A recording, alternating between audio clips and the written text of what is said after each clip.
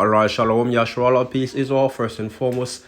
As always, Kaholo Yamla Abanawa Yahawa Bahashim, Hamashek Hawashai Bahasham Hawakakadash.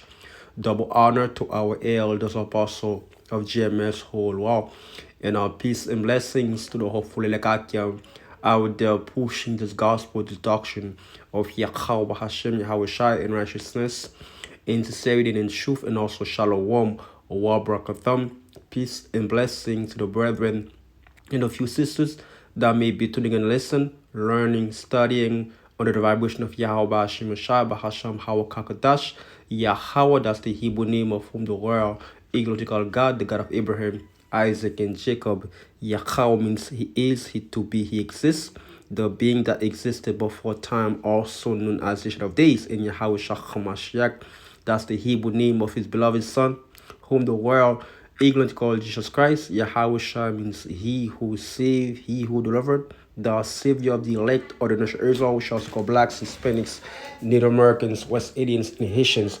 And according to the Bible, O God, chosen people, Bahasham, Baha, which means in the Sham name, we call Spirit Kadash, holy, in the name of the Holy Spirit, which allow us to be able to understand this truth. This was in the Paleo Hebrew, the ancient Hebrew, the Lashon Kodash, the holy tongue, the language that Yahweh Shai spoke to Saul, which became Paul on his way to Damascus, the language of the heavens, and once again to Wadi Yahweh Shai for allowing us to be able to understand this truth. I just want to do a lesson real quick, man, because things are happening geopolitically speaking, and most people are unaware. The Lord Yahweh Hashem Shai is the Lord Yahweh Hashem Shai is making moves on our behalf, is working, man, on our behalf, man, and things are happening globally. So I have this video on from Fox News, right, and pretty much it's plain, man, and they gonna explain it what's happening. These countries are building up military economic alliances, the BRICS, Brazil, Russia, India, China, South Africa. Those are emerging economy. So what they doing, they are throwing the dollar. They are taking the dollar out by bringing up a new currency. And we know the dollar is backed by the petrol, from Saudi Arabia, and that's the reason why the dollar is so reliable, because that's the world reserve currency. Every countries use the dollar, and very soon this is not gonna be the case. Especially if Saudi Arabia join the BRICS, that's gonna make the dollar. That's gonna make the dollar less irrelevant. The U.S. will lose its power. The U.S. will lose its power as a world global economy, and that's exactly what it is. That's a perfect storm that's about to come. And as a matter of fact, let's play the video, and they're gonna explain it. During their three-day summit this week, as new concerns rise, they are looking to undermine the U.S. dollar. Take a look at this.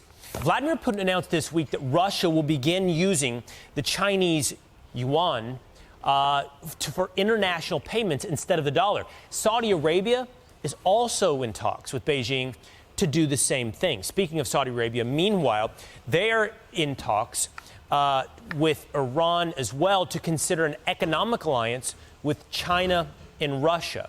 And they can even be joining the BRIC countries, which is an acronym for these countries here: Brazil, Russia, India, China, and South Africa. These countries all have emerging economies. So what happens if our economy and the U.S. dollar are no longer the world's dominant currency? Former Assistant Treasury Secretary and host of the Monica Crowley podcast, Monica Crowley, is here to weigh in. Monica, great to see you this morning. Let's start right there. What happens if these emerging economies move away from the U.S. dollar towards the Chinese yuan? Well, good morning, Will. It's great to be with you. And it's really hard to overstate exactly how catastrophic the abandonment of the U.S. dollar would be. as the world's global reserve currency. Look, since the end of World War II, the dollar has been the safe place to go, and it's been backed up by a couple of things. It originally was backed up by gold, but President Nixon took us off the gold standard, so there's no hard asset backing up the dollar anymore for the last 50 years. But also it's been backed up by the strength and economic power of the United States and the fact that oil has always been traded in dollars. If that were to end, that would mean the end of the U.S. dollar. Look, there's a perfect storm happening right now, Will. The world's reserve currency being that, having that status has been a real privilege, but we've abused the privilege by wholly reckless monetary and fiscal policies over many years, certainly over the last couple of years, which has really devalued the dollar. On top of that, now you do have this perfect storm of Biden's weakness, his war on American domestic energy production, the Ukraine war, and as you point out, because of all of these things, we've got America's enemies led by China forming a new economic bloc. And all it would take at this point now, because we're at this pivotal moment, Will, is for Saudi Arabia, who has indicated that they're open to this, to say, you know what, we're going to be open to considering other currencies to trade in oil. If that were to happen, there would be a complete implosion of the global economic system, but certainly the American economic system. And if that were to happen, you'd be looking at sky-high inflation, just raging Weimar Republic kind of inflation. If you think inflation is bad now, just wait. But more importantly, we would lose our economic dominance and we would lose our superpower status. Monica, the world's reserve currency, you said it's a privilege for the United States for the dollar to have been the world's currency. How does that relate to each individual American? How has that changed or impacted or improved our lives throughout the last several decades? Yeah, I mean, it's given the United States incredible dominance in the world in terms of the economic system and in terms of trade. It's kept prices down. So whether it's energy prices, whether it's your food prices, the entire global economic system is reliant on the safe and secure dollar. But that is no longer true, again, because we've been printing money like crazy and devalued the power of the dollar and the value of the dollar. But on top of it now, again, oil is the critical linchpin of this. If Saudi Arabia decides to join with America's enemies here and start trading oil in different currencies, that is going to undermine the entire global economic system. And here at home, you know what it's going to mean for us? It's going to mean raging inflation, so much worse than anything we have ever experienced, Will. And I'll tell you, they're setting it up so that they can then come to the rescue by introducing central bank digital currencies. If they were to do that, and the United States already has a pilot program, that means the loss of your individual economic freedom, because the government will have total access and control of everything you buy and sell and the ability to turn it off like that. Ominous warning. I hear you saw. Hey, man, you heard it, man. You heard it. You heard it for yourself. Matter of fact, man, so many precepts comes into mind. This Ecclesiastes chapter 4 verse 18, you know, these things is becoming clear and clear, man. Ecclesiastes 4 verse 18. Let's get that word correct. Ecclesiastes 4 verse 18. Hold on. Ecclesiastes or Proverbs? Now, Salakia, Proverbs 4 verse 18, Salakia. Proverbs 4 verse 18. But the path of the just is as the shining light that shineth more and more unto the perfect day. And that's exactly what it is. More and more, man, these prophecy are becoming up close and personal in your face. And pretty soon, the vast majority of the people in the world, they're gonna have to deal with those things, man. They're gonna have to learn to deal with them. We've been watching. The Lord told us not to be ignorant of these things, but the world, the people outside the circle, guess what? They don't know what's going on. They don't know what's taking place geopolitically speaking abroad, man. As First Thessalonians 5 verse 1, But of the times in the season, brethren, ye have no need that I write unto you, for yourself know perfectly that the day of the Lord so cometh as a thief in the night. And that's exactly how the Lord's gonna come. He's gonna call a lot of people of God. They're gonna know what hit them as fishes. A matter of fact, let's move that real quick. They're not gonna know what hit them, and they're gonna be unaware of what's about to come. Ecclesiastes 9 verse 12. For men also know if not his time, as the fishes that are taken in evil nets, and as the birds that are caught in the snare, so are the sons of men snare in evil time. And that's exactly what's about to come. Evil time, sad peril, man. Trial, tribulation, anguish, famine, destruction, hyperinflation, you name it, man. That's what's coming, because Yahweh Shemashai is uprooted this kingdom, Babylon the Great, aka America, because this place is finished. This place was only set up to show us what wickedness is. And Yahweh Shemashai is about to uproot this place, because this place has done its mission. So Ecclesiastes 9 verse 12, for men also knoweth not his time, as the fishes that are taken in an evil net, and as the birds that are caught in the snare, so are the sons of men snare in evil time, when it falleth suddenly upon them. So suddenly is gonna fall upon the people, man. They're not gonna know what hit them, man. They're gonna be running around like a chicken with a head cut off, not knowing what to do, not knowing what's the next move.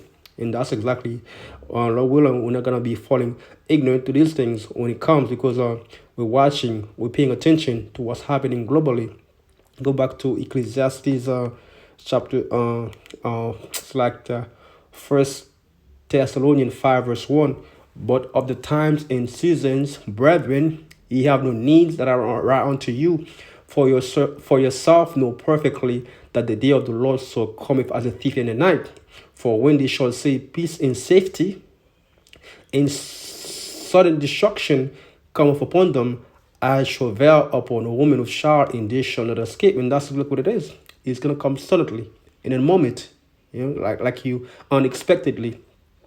On verse 4, but ye brethren, which is personal, the house of David, the hope member of the elect, are not in darkness, that the day shall overtake you as a thief, because we are watching. We know what time it is. Yahweh told us to be occupying prophecies, Ye are all the children of the light, and the children of the day. We are not of darkness. We are not of the night, nor of darkness. Therefore, let us not sleep as the others, but let us watch and be sober. And that's exactly what it is. We know what time it is. We know what time it is. We know how what's going on. It says, for they that sleep in the night. And right now, the night symbolizes confusion, wickedness, and we know the master, the CEO, the owner of the night, who is Esau Edom. The Edomites, they have the whole world in gross darkness. Misinformation. They have your people worry about the wrong things. They have you worry about the NBA, the NFL, the Kardashians. Meanwhile, the world is on fire. And that's exactly why people are going to be cut off God, because they wasn't warned by the Esau's media. So therefore, let us not sleep as the others, but let us watch and be sober. For they that are asleep sleep in the night, and they that be drinking are drinking in the night. But let us who are of the day, the day, Yahushai, the bright and morning star, Yahushua is as the bright and morning star, But let us who are of the day be sober, putting on the breastplate of faith and in love, for a helmet in the hope of salvation. And that's exactly what it is. We're hoping for salvation, because we understand perfectly, before we can be saved, we gotta be in a condition to need salvation. The Lord gonna put us in a condition that we gonna have no option, no other way but to rely on Him. so he can send his son Yahushua and save us. That's what's coming, man. That's what's coming. You have to know what time you're in, so that you can move accordingly. This Ephesians chapter 5 verse 14. Ephesians chapter 5 verse 14. Ephesians chapter 5 verse 14. Wherefore he said, awake thou that sleepest, and arise from the dead, and Yahweh shall give thee light. Light is synonymous with wisdom, knowledge, and understanding. Because when you have a light, the light is a helper, is a guide to let you know where you're going. This light is Yahweh, which is ultimately this truth. Yahweh said, I come in the volume of the book, it is written of me. So we have knowledge. Verse 15. See then that you walk circumspectly, not as fools, but as wise, redeeming the time, because the days are evil. And that's exactly what it is. Be circumspect. Know what's going around you. Pay attention to what's going on abroad, because what's going on abroad is going to directly affect your life here in America. Redeeming the time, because the days are evil. And that's exactly what it is. Evil time is coming. This is Romans 13 verse 11. Romans 13 verse 11. She also mentioned the CDBC, which is for central digital currency, which ultimately going to lead up to the Charagma, the RFID microchip. Romans 13 verse 11. 13 verse 11. Romans 13 verse 11. In that, knowing the time, that now it is high time to awake out of sleep, for now is our salvation nearer than we believe. And that's exactly what it is, man. It's time for you to awake, man. It's time for you to awake, because, hey, man, your life is about to turn upside down. The very foundation of America is about to change, and that's gonna affect your life, man. And she mentioned the CDBC. Let's bring it up real quick. Revelation 13 verse 16. That's something people gonna have to deal with. Revelation 13 verse 16. And he causeth all, both small and great, rich and poor, free and bond, to receive a mark in their right hand or in their forehead. And that's exactly what it is. The he's who? The bakers, the Esau, the Amalek. Amalek is the head tribe of the nation of Edom, which are the so-called Jews, right? So they are the one that's pushing for to put a chip inside your, to put a mark inside your skin, to better control you, to better to keep you as a slave, man, or servant, so that he knows that once you take the Charagma, guess what? The Lord Yahweh Hashem has no needs for you. It says, and he is Esau Edom, like I said before, he causeth all. So Esau is the only one that has the power to do so.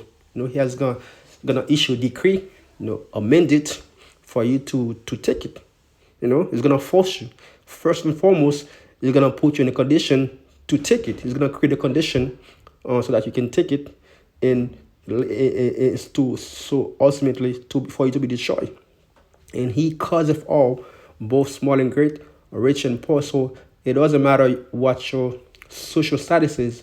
When the time comes, we're all gonna have to deal with it. Free and born, to receive a mark in the right hand or in the forehead, and that no man might buy or sell, save he that had the mark or the name of the beast or the number of his name. Here was wisdom. Let him that had understanding count the number of the beast, for it is the number of a man, and his number is 666. And that's exactly what it is, man. The barcode. That's what's coming, man. Time's of the essence. And that's exactly what it is, man. So, that was a quick lesson, man. Saudi Arabia is the tipping point. Oil trading in dollars is the tipping edifying, point. as and always, the purpose. Huge I want to say, consequences for our economy.